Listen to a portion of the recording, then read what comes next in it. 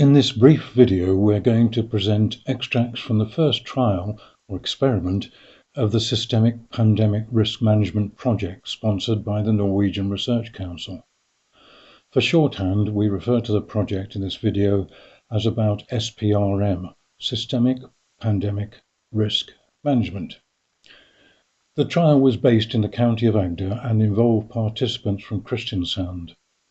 The focus of the trial was on understanding and mitigating the risks and risk outcomes from the current COVID-19 pandemic and its impact on Agder healthcare over the period from January to April 2021. In order to keep the video reasonably short, the data has been slightly modified in places. We'll start by suggesting a few of the key aspects of a pandemic with particular emphasis on the role of vicious cycles.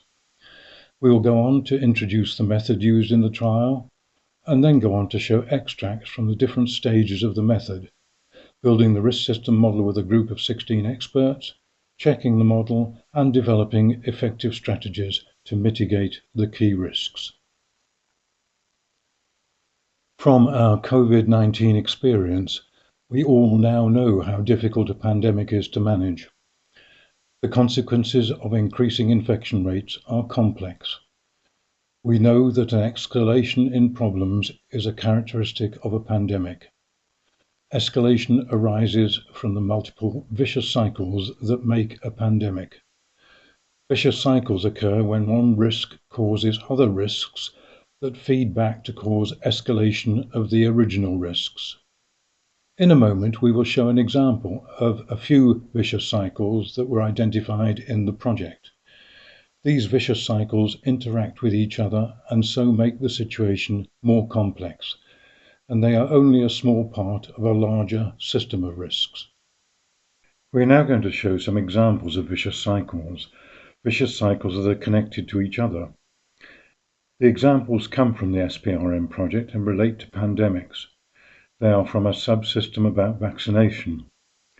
When exploring a vicious cycle, it doesn't matter where we start describing the cycle, because it is a cycle, and so we will always finish up back where we started. That feedback is what makes it self-sustaining. In this example, we will start with a low proportion of the population getting a vaccine. When an arrow gets added, leading to another risk, the arrow signifies causality in the direction of the arrow. So we see that there is a belief that not many getting the vaccine is likely to be one cause of increased infection rates, which may increase the number of variants and so increase the possibility of lack of effectiveness of the vaccine, and so on, until we reinforce lower proportion of the population getting the vaccination, and we start the cycle again, reinforcing each risk. The one vicious cycle expands to more vicious cycles, including a double-headed arrow where two risks reinforce each other. Finally, we finish up with 12 vicious cycles in this subsystem of risks. We should spend a moment presenting the main purpose of the method we are seeking to develop in the SPRM project. Even though we are focused on healthcare, the way in which risks interact means that the expert must involve an interdisciplinary group of experts, and their role is to build the risk system appropriate for their locality by modifying a generic pandemic risk system. By investigation of the systemic properties of the system, the group are challenged to find impactful and practical strategies to mitigate the key risks in their risk system. Alongside this key purpose is the opportunity to enable experts in their own field to become more familiar with and learn about the way in which their local problems or risks interact with those of other experts in other fields and in other departments or localities, and so appreciate the need to work across traditional organizational silos. Developing the risk system involves creating a causal map, a network showing the risks, the risk outcomes, and how one risk or risk outcome impacts other risks or risk outcomes. Systemic risk mapping.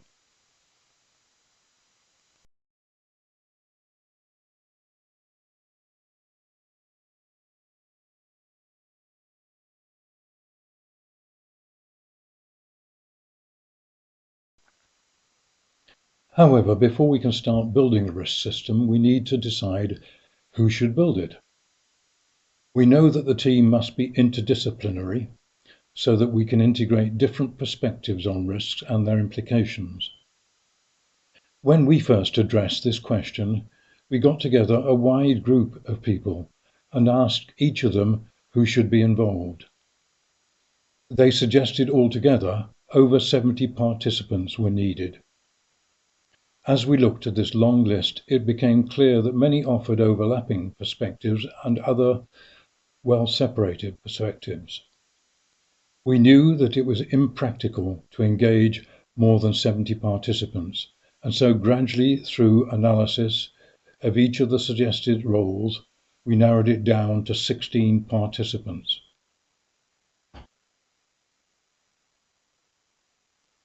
The list presented here is what we finished up with. It is only a recommendation. In practice, anyone using the SPRM method will probably adapt this list. However, we thought it appropriate to at least make a recommendation. Note, though, that there are a wide range of people here, all roles: police, crisis management manager, human behaviour expert, healthcare, of course, and many others. The last on the list is an interesting one. Here we have defined somebody who we have given the label remarkable person. This person is somebody who can offer a sideways perspective on the problem, question the traditional ways of thinking, offer an off-the-wall view. Now a few words to introduce the particular platform used as a key part of SPRM, a browser-based group support system called Strategy Finder. In a pandemic, our experts are unlikely to be able to meet together in the same location, and they may be spread across distant locations. We've got used to this through our use of Teams, Zoom, Skype, and so on, collaboration platforms. In our case, though, we want to build and edit and analyze a complex causal network of risks, the risk system. Analysis of the risk system is a crucially important part of our task.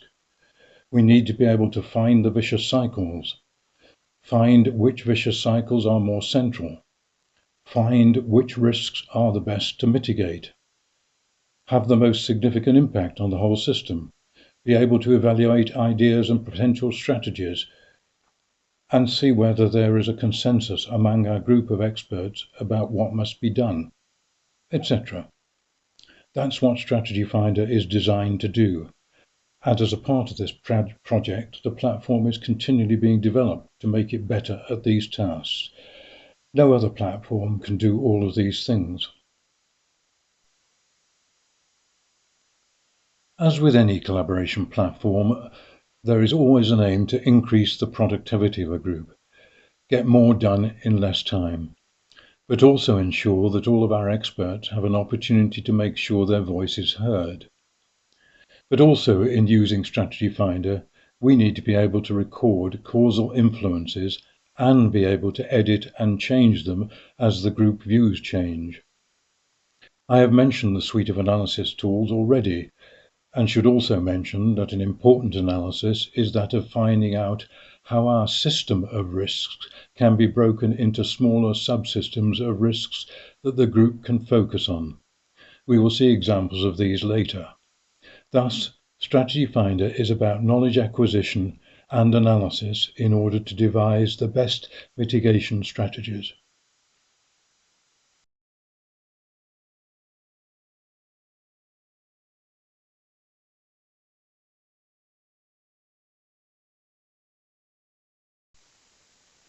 Here we see the screen of a group member and a risk being entered by them.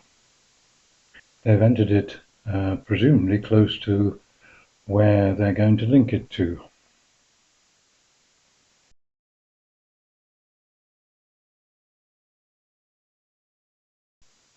And now we jump to the facilitator screen and can see that 41 has been added. Also, somebody has popped in a link from 23 to 28 down the bottom right there. And yes, now they've added their link from 37 to 41. So the facilitator's seeing this happening. Of course, all the other group members are also seeing this happen in real time.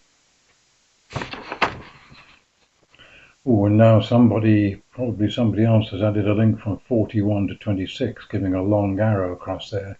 Those the facilitators decided that they need to move 41 across the screen closer to 26 and also move 37 as well. At the moment, nobody else has added any new risks.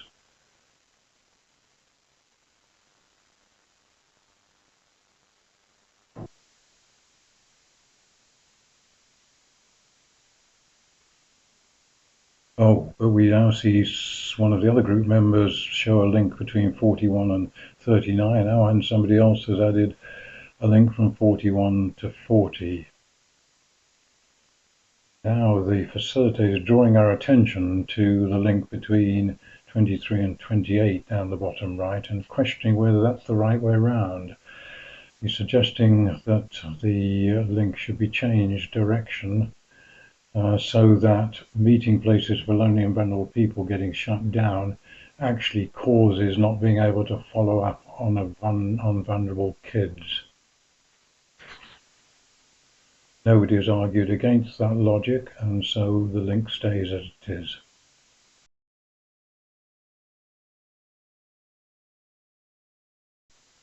Let's now jump to the end of that first gathering session, and you can see that there's a long list of statements in. About 70 statements have appeared. Some of them have been deleted, so there are a few gaps.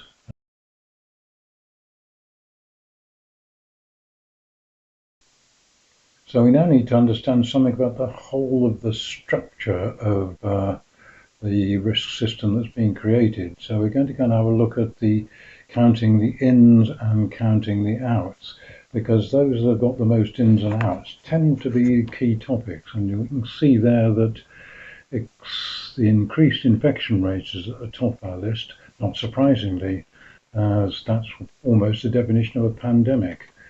But also what is of interest is that credibility, the trust issue, and shortage of healthcare workers are next at the top with 16 links in and out.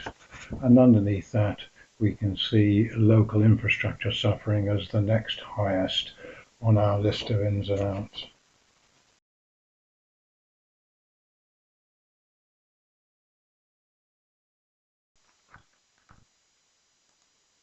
At the end of the initial gather, the facilitator suggested taking a 10-minute comfort break. This was partly so that during the break, the facilitator could prepare two subsystem views, one with a focus on trust and one focusing on staff shortage.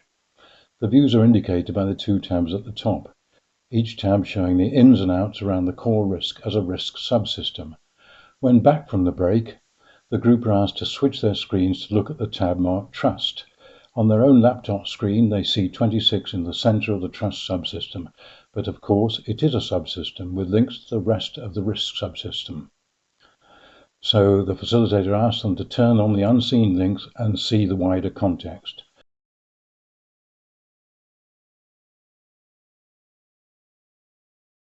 Someone asks about 37 going into 41, so they all bring on 37, lack of coordination. In this way, the subsystem that is the focus can be expanded as required.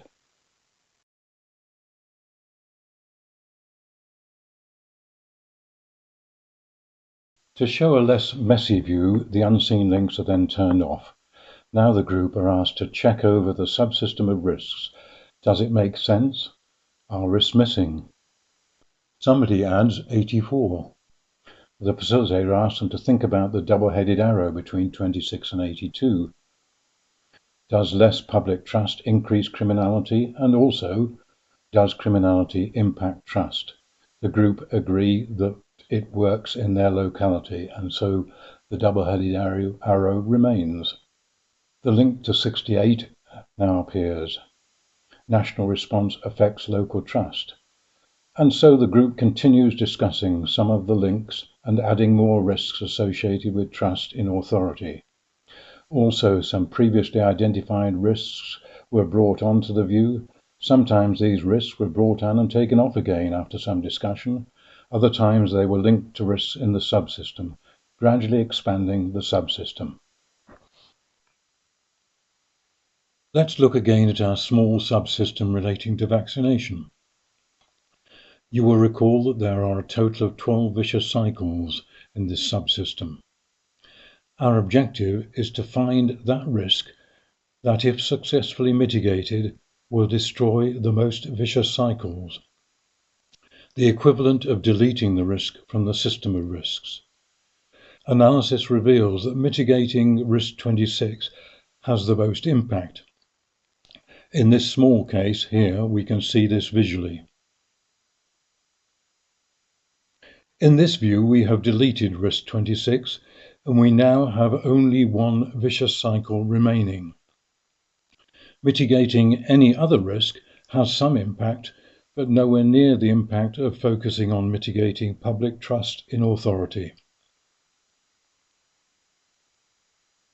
Similarly, if we consider the causal links, analysis will show that finding strategies that stop the impact of public trust on distrust would have the most impact on the vicious cycles.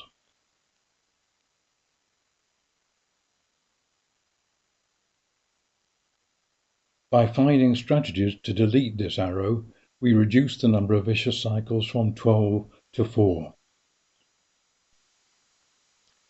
Of course, when we are looking for strategies, we are usually working on a more complex subsystem, and the analysis to find the subsystems will reveal the most important risks across the whole risk system.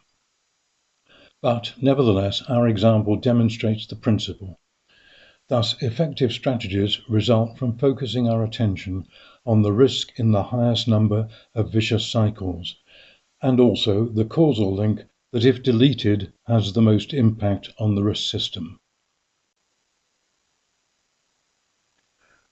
Now the group start work on strategy development, starting by working on the staff shortage subsystem.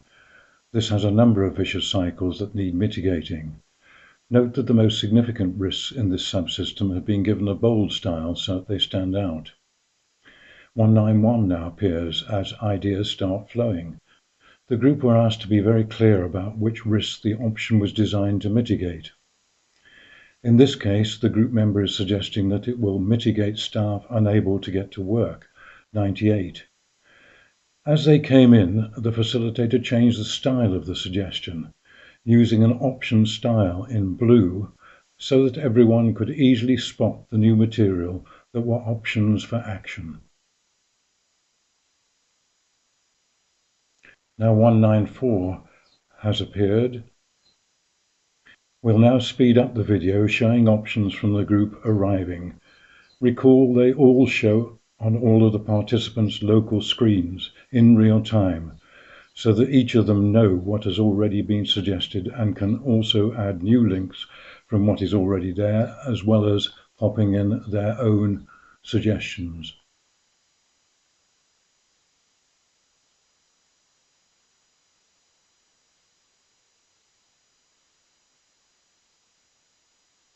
As more links have got attached to number 24 in the middle, the facilitator decides to move that so that it's easier to see.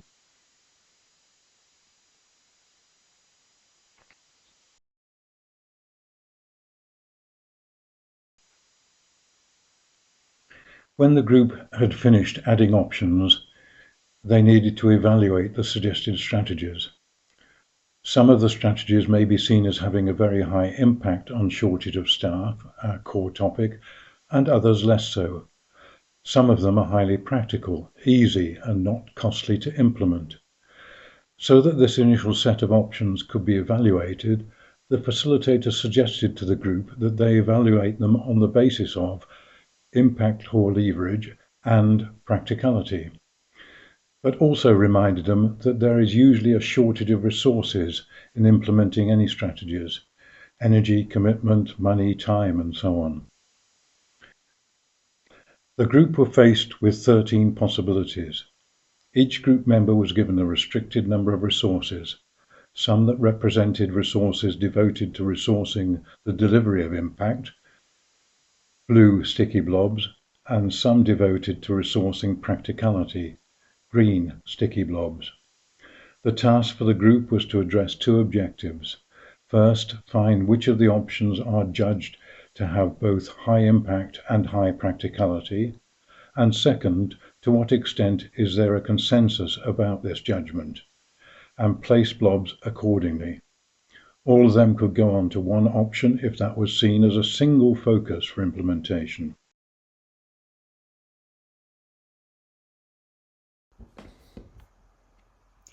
We now jump to seeing the final results from the group. The numbers in square brackets show the results. We see bottom right that 198, priority vaccination for healthcare workers, finished up with 23 blue for impact and 25 green for practicality. So highly impactful and highly practical. The facilitator checks to see whether there is a reasonable consensus. There is. The facilitator changes the style to indicate that this is an agreed strategy, bold purple. There are two others that qualify as consensual strategies. 207 infection protection, right-hand side of the map, and 205 arranging cohorts, top right.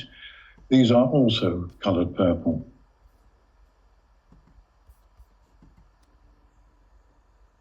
.201 on the left is of interest because the group have suggested this is highly practical but not very impactful. So it will be worth the group discussing how this option could be made more impactful. The facilitator suggests that this option should be styled in a different font, green, to indicate that it is an option with promise.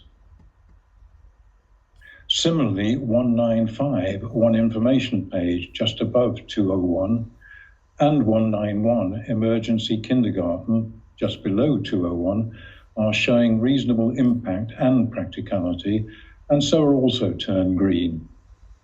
204, the bottom right, which shows reasonable impact but lower practicality, is showing not much consensus, and so is not changed to green. A check shows reasonable consensus across the group for 191 and 195. So we close this session of work on developing strategies for staff shortage with 3 strategies and 3 greens, possible strategies, particularly if resources are available.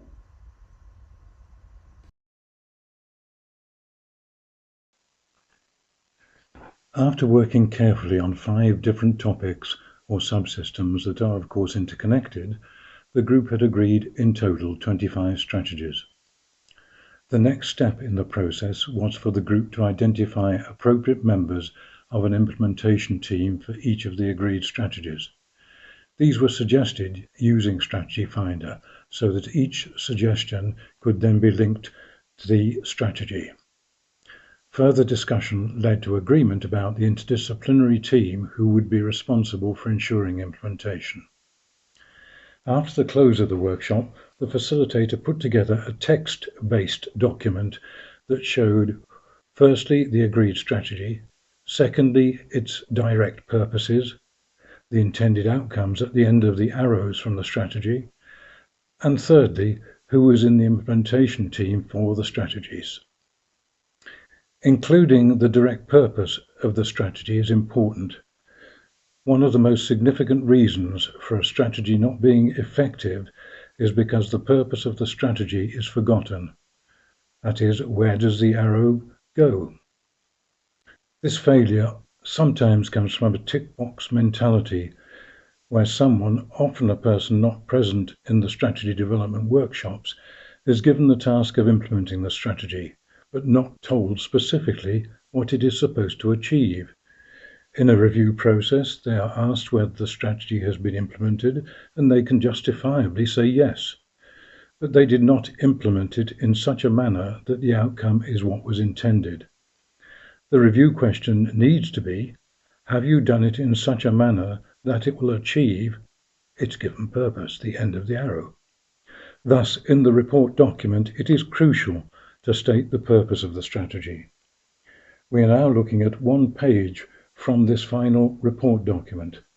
The page shows the 4 strategies agreed for the vaccination topic or subsystem.